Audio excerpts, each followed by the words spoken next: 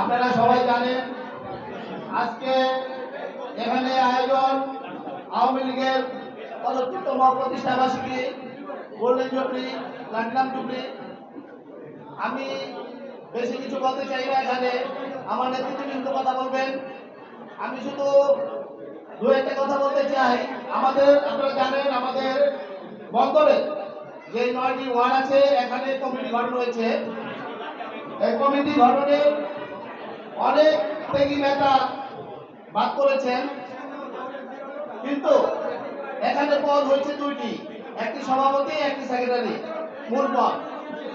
তো আনোয়ার ভাই এবং ফখরুল দাদাকে দায়িত্ব দেওয়া হয়েছে এই কমিটি নির্মাণের জন্য। ওনারা যথাযথ মনে করে তাদেরকে দায়িত্ব দিয়েছে, আমরা এটা মেনে নেই এবং আমরা তাদেরকে নিয়ে তাদের পিছনে সবকিছু রাজনীতি করি, এটাই যুক্তিযুক্ত হবে।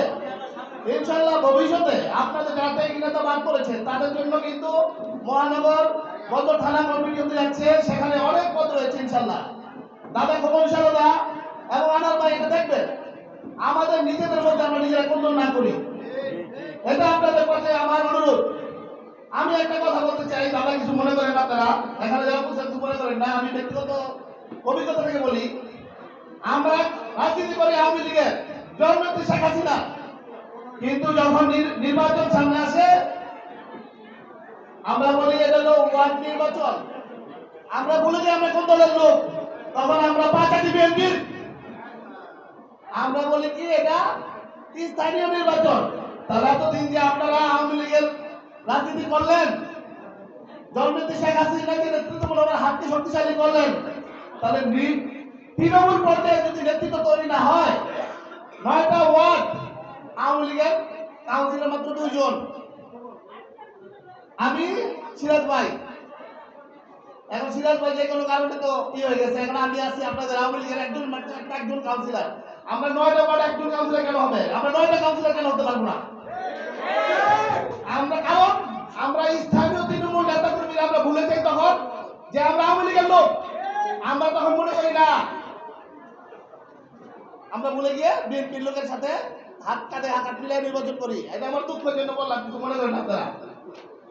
আপনারা সামনে আমরা জানি বন্দর থানা কমিটি হতে যাচ্ছে।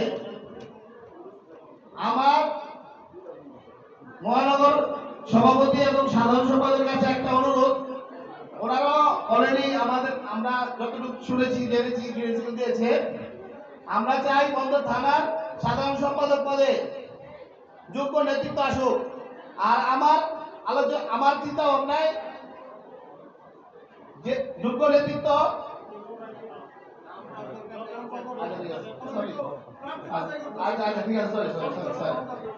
বেশি কিছু আর বললাম না। আপনাদের আমার এলাকার মা বোনদেরকে আবারও ধন্যবাদ দিয়ে আমার বক্তব্য শেষ করছি। জয় বাংলা, জয় বঙ্গবন্ধু। আসসালামু আলাইকুম।